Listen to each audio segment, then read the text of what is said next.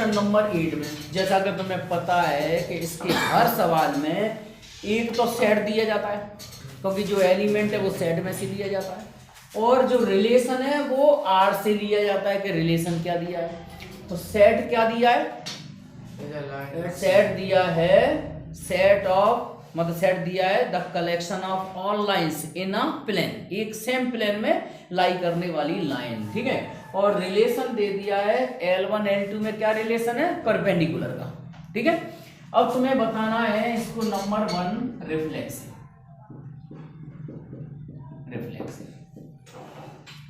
Reflexive relation,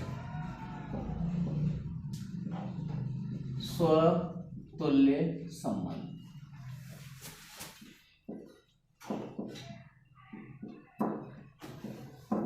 तो अब ध्यान से समझना, L1 is related to L1, ठीक है, और all L1 belongs to set L, है ना।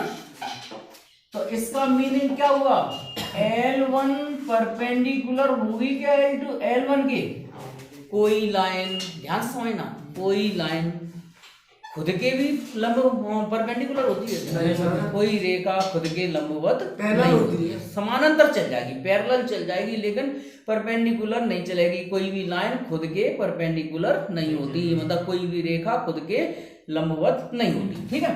तो क्या लिखेंगे, यहाँ लिखेंगे therefore L1, L1 not belongs to relation, ठीक है। या लिख दो therefore R is not reflexive.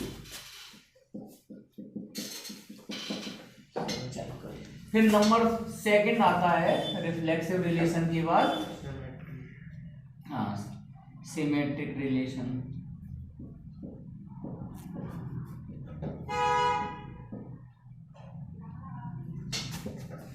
सममित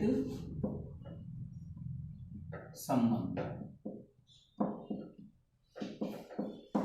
तो इसका मतलब ये हो गया कि इफ L1 रिलेटेड वो हो L2 से, तो L2 रिलेटेड होना चाहिए, तो L2 रिलेटेड होना चाहिए L1 से, ठीक है। और L1 L2 belongs to set L, है ना।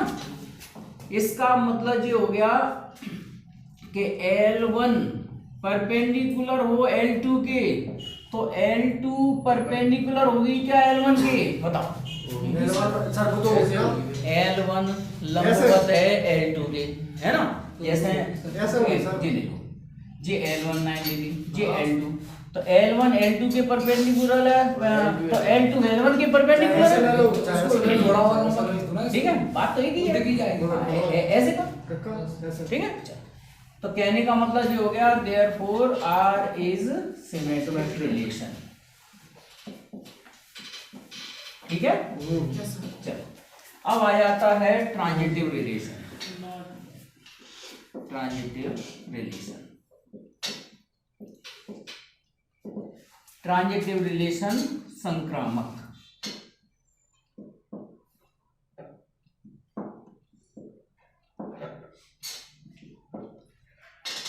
हाँ, संक्रामक संबंध में देखो L1 रिलेटेड हो L2 से, है ना, एंड L2 रिलेटेड हो L3 से, L2 रिलेटेड हो L3 से, देन L1 रिलेटेड हो किससे, L3 से, ठीक है।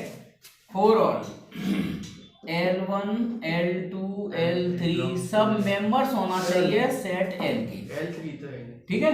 अब सुनो, यहाँ पर क्या लिखेंगे कि L1 परपेंडिकुलर है L2 के, एंड L2 इज परपेंडिकुलर है L3 के, देन L1 परपेंडिकुलर होगा क्या L3 के, कैसे देखना, अब ध्यान से देखना, ये L1 हो गई और ये L2 हो गई, और L2 परपेंडिकुलर है किसके, L3 के, जी L2 देखो L1 परपेंडिकुलर है L2 पे, और ये L2 परपेंडिकुलर है L3 के, तो ये L1 और L3 परपेंडिकुलर दिखाई दे रही है क्या, अभी तो दूध कहाँ दिख रही है लंबवत? देखो L1 लंबवत हो गई किसकी? L2 पे लंब दिख रही है। L2 हो गई लंब किस पर? L3 पर। तो जो L1 और L3 समानांतर हो गए। दूर वाला L3 हो जाएगा उसमें sir L1 perpendicular to L तो L3 तो उसमें दिया ही नहीं ये पर आदेश बदल आया है मैं चलो उधर से देखो। पढ़ना है क्या? नहीं फोटो करवा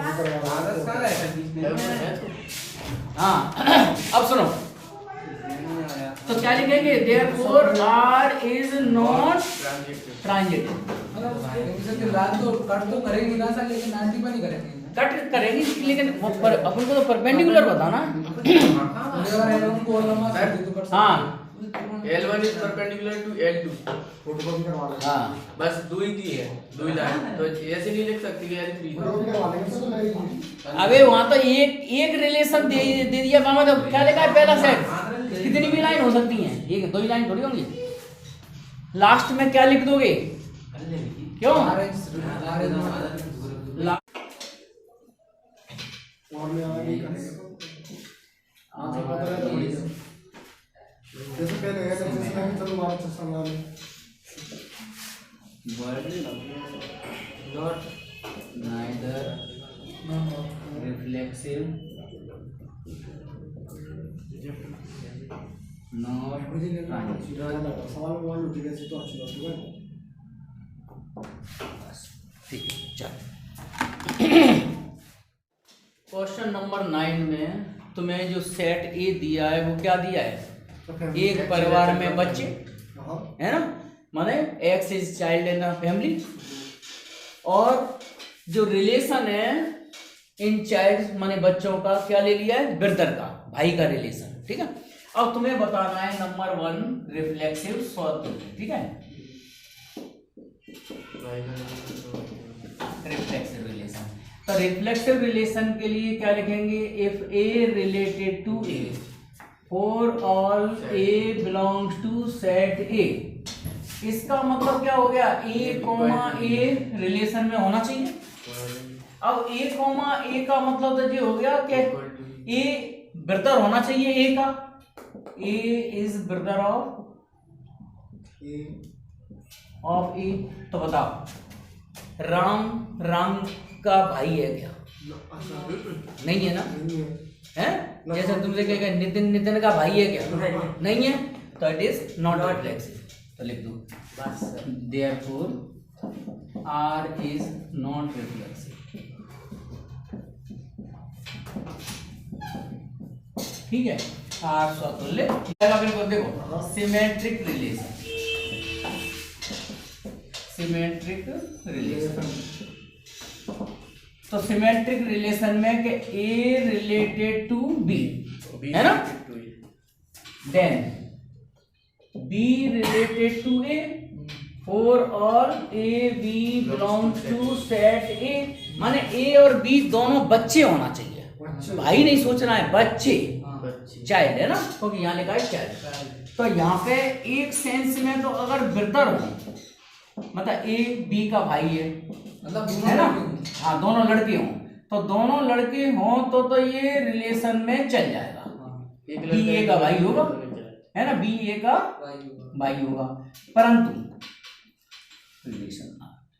परंतु ये बिल्कुल सही बात है कि अगर ए भाई है बी का, अब अपन यहाँ ये मान लेते हैं बी लड़की है, बी लड़की है, तो यहाँ तो सही चल रहा है कि ए बिलोंग्स टू रिलेशन, मतलब ए भाई है बी का, मगर इसका उल्टा बी भाई होगा ए का, ये नहीं होगा। किसके लिए?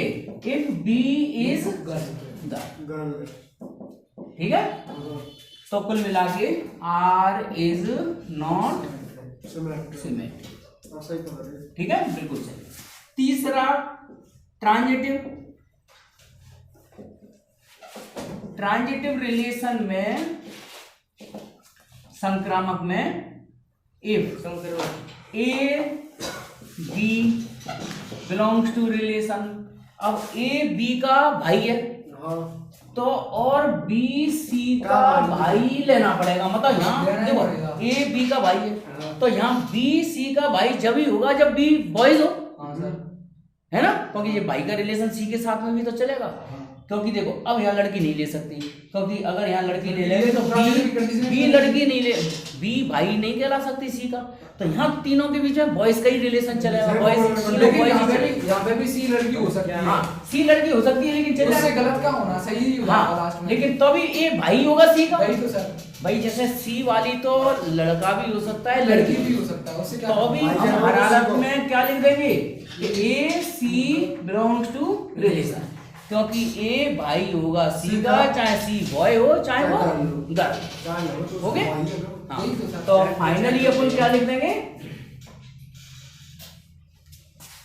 यहाँ लिख दो देयरफॉर आर इज ट्रांजिटिव। हाँ बस, बाकी दोनों ने गलत बोला।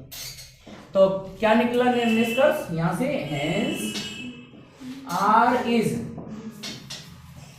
आर केवल क्या था, R is transitive। Neither reflexive R is nor केवल subjective. ट्रांजिटिव था, But है ना, बाकी तो यहाँ लिखेंगे R is transitive But But neither neither reflexive nor symmetric. Neither, But neither हाँ neither reflexive not symmetric। Nor Symmetric। Symmetric. बढ़िया रहा, 5 नंबर चल जाते हैं, अच्छी गाड़ी। ठीक है, हाँ। सीधा सीधा। बढ़िया सी तो क्या लड़की भी तो हो सकती है। सही से। तबाकू भुज करते हो।